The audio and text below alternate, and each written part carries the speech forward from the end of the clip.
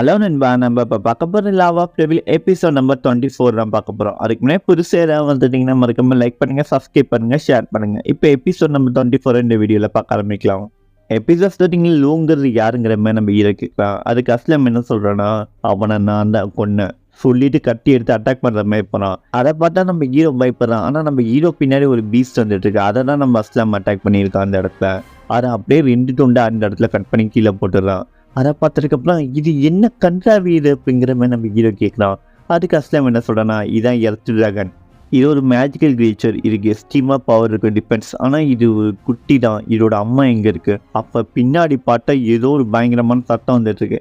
என்னன்னு பார்த்தா அந்த தரையை உடச்சிட்டு வந்து அட்டாக் பண்ண பார்க்கல. அதுக்குள்ளே நம்ம அஸ்லாமை நம்ம ஹீரோவை தூக்கி போட்டு அப்படியே அந்த டேமி அப்படியே பின்னாடி தூக்கிட்டு அப்படியே ஓட ஆரம்பிச்சிடறாங்க.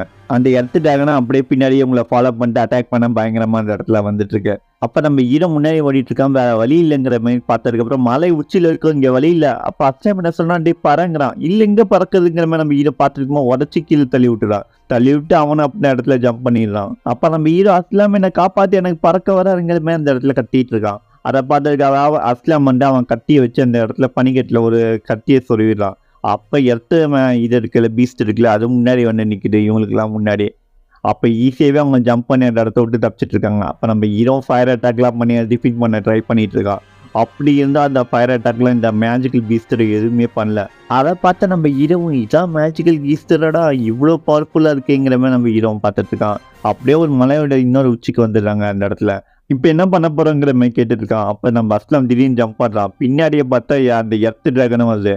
அவருக்கு அப்புறம் திரும்பி ஃபயர் அட்டாக் பண்ண ஆரம்பிக்கிறான் நம்ம ஹீரோ பின்னாடியிலேருந்து. அவன் அஸ்லாமும் ஜம்ப் பண்ணிக்கிட்டே அப்படியே கூப்பிட்டு போயிட்டு இருக்கான். அப்போ நம்ம ஹீரோ என்ன சொல்கிறான்னா, என்னால் எய்ம் பண்ண முடியல, நீ ஜம்ப் பண்ணிட்டே இருக்காங்க, ஒரு ஸ்டேட்ல இருந்தாலும் கரெக்டாக இருந்தாலும் அட்டாக் பண்ண முடியுங்கிற மாதிரி சொல்கிறான். அதை கேட்டதுக்கப்புறம் அஸ்லாமும் ஒரு கட்டியை ஒரு இடத்துல சொருவி அப்படியே அவனுக்கு நம்ம ஹீரோக்கு எய்ம் ஸ்பிட் பண்ணுறதுக்காக ஹெல்ப் பண்ணிட்டு இருக்கான்.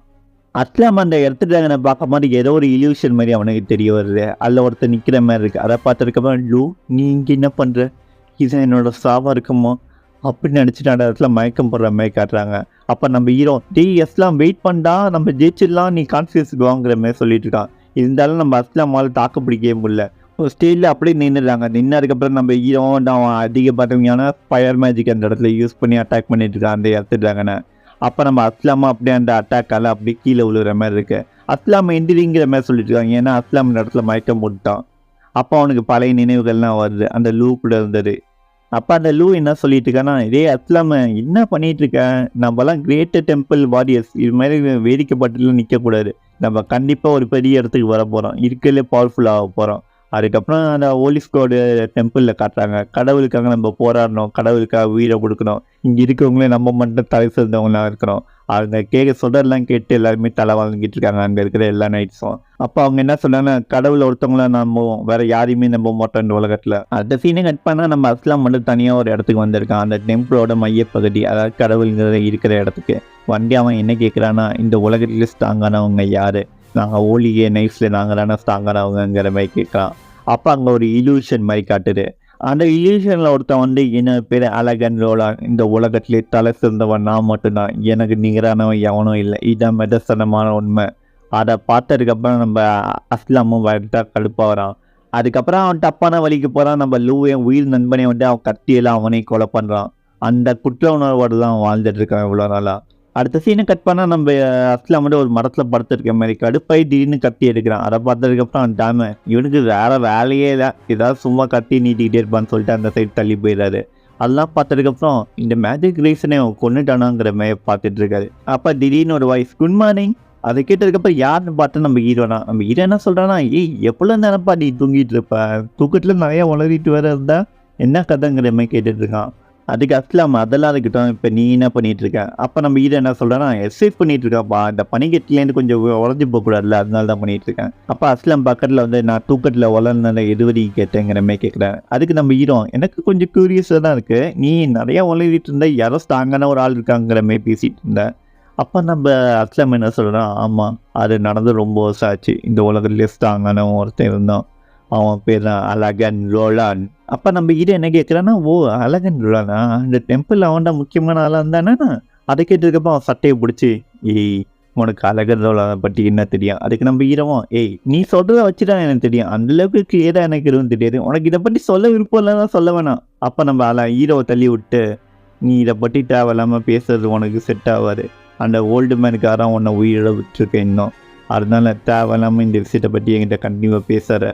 அதை கேட்ட நம்ம ஹீரோவும், சரி ஓகே இதுக்கு மேலே நான் பேசலைங்கிற மாதிரி சொல்லிடுறான். அப்புறம் அவங்ககிட்ட அதுக்கு அப்புறம் முக்கியமான ஒரு விஷயம் சொல்லும். நீ இப்போ பண்ணிட்டு இருக்க டாய் மேட்டர்ஸ் தானே, அதாவது இந்த ஓல்டு மேன் தானே இதை உனக்கு சொல்லி கொடுத்துருப்பாரு. ஆனால் இது யூஸ்லெஸ்ஸான ஒன்று உனக்கு அப்படின்னு சொல்லிட்டு நம்ம ஹீரோட கையை முறுக்கி, எனக்கு ரொம்ப வலிக்குதுப்பா, என்னப்பா பண்ணிட்டு இருக்க? அப்பா அவன் என்ன சொல்கிறான்னா, இது நீ கண்டிப்பாக ப்ராக்டிஸ் பண்ணால் கூட உன் பாடி அந்தளவுக்கு ஒரு லெவலுக்கு லிமிட் தான் இருக்கும். அதுக்கு மேலே உன்னால் இது பண்ண முடியாது. நீ பண்ணுறது ஒரிஜினல் இல்லை, டூப்ளிகேட். இதோட காப்பி விஷயம் தான் உனக்கு அது சொல்லி கொடுத்துருக்காரு. அப்போ நம்ம ஹீரோவும், அப்படியா டாய் மெட்டதா, சரி டாய் ட்ரைனிங் தானே, அப்போ பேசிக் டெக்னிக் என்ன பண்ணோம்? அப்போ நம்ம அஸ்லாம் என்ன சொல்கிறேன்னா, நீ பண்ணுறது ஒரிஜினல் இல்லைன்னு சொல்லிட்டு அதையும் கண்டுபிடிச்சிட்டேன். உன் ஹெல்த்தும் அந்தளவுக்கு பேடாக இருக்காது. அதனால நான் இதை கற்றுக்கிட்டாலும் உனக்கு எந்தளவுக்கு ஆப்பர்ச்சுனிட்டி கிடைக்குன்னு தெரியாது. நீ இப்போ பண்ணுறதுலாம் மாதிரியே பண்ணிட்டுனா உன்னால் உண்மையான வாரியர் ஆக முடியாது. அப்போ நம்ம ஹீரோ என்ன சொல்கிறேன்னா, எனக்கு ஒன்றும் வாரியனா ஒன்றும் ஆசை இல்லைப்பா, போரிங்கான வேலை. அதை கேட்டு அஸ்லாம், அப்போ எனக்கு தெரிஞ்சு நீ புதுசான விஷயங்களை கற்றுக்கணும்னு ஆசைப்படுற, அட்வான்ஸ் டெக்னிக் மட்டும்தான். அதை கேட்டு நம்ம ஹீரோவும், நீ சொல்லக்கூட வைத்தான், நான் அது மாதிரி விஷயங்கள் மேலே இன்ட்ரெஸ்ட் அதிகமாக காட்டுறேன். அதுக்கப்புறம் ஒரு கழுகு பறந்து போகிற மாதிரி காட்டுறாங்க. அந்த கழுகு நம்ம வியூவோட டீச்சர் பக்கத்தில் வந்ததுக்கப்புறம் ஏதோ ஒன்று சொல்கிற மாதிரி இருக்குது. ஒரு ஸ்பை மாதிரி தான் அந்த கழுகை யூஸ் பண்ணிகிட்டு இருக்காரு. அந்த கழுகு நம்ம ஹீரோட இன்ஃபர்மேஷன்லாம் சொல்லிட்டு இருக்கேன். அப்போ இவர் என்ன சொல்கிறாருன்னா, வாழ்க்கையோட சக்கரத்தை மாற்றவே முடியாது, ஆனால் எனக்கான சக்கரம் எனக்கு ஏற்ற மாதிரி ஓடிட்டுருக்கு இந்த சமயத்தில். அப்போ நம்ம ஹீரோவையும் நம்ம அஸ்லாமு அதுக்கப்புறம் டேமு எல்லாம் ஒரு இடத்துல நடந்து போயிட்டுருக்காங்க அந்த நார்த் வழியில். அப்போ நம்ம டேம் முன்னாடி போகும்போது ஏதோ ஸ்டோன் இருக்க மாதிரி இருக்குது. அதை பார்த்ததுக்கப்புறம் நம்ம ஹீரோ கிட்ட என்ன சொல்கிறோம்னா, இந்த இடத்துல நிறைய ஸ்டோன் இருக்கும் போல இருக்கு, இங்கே யாரும் ஸ்டோன்லாம் கட்டி வச்சுருக்குது, பில் பண்ணி வச்சுருக்குதுங்கிற மாதிரி கேட்டுட்ருக்கான். அதுக்கப்புறம் அந்த ஸ்டோன் பக்கத்தில் அவங்க போய் பார்க்குறாங்க. அப்போ நாம ஒரு ஸ்டோனை தொட்டு பார்த்துட்டு இருக்கவன் அவன் நினைச்சுக்கிறானா, இது எனக்கு தெரிஞ்சு ரொம்ப வினோதமாக இருக்குது, இது ஒரு வாரியர் மாதிரி இருக்குது, ஆனால் இவர் ஸ்டோனாக மாறி இருக்காரா? அப்போ நம்ம ஹீரோ அந்த இடத்துல என்ன சொல்கிறேன்னா, இங்கே இருக்கிற எதுவுமே ஸ்டோன் கிடையாது, ஹியூமன்ஸ் எல்லாமே கல்லாக மாறி இருக்காங்க.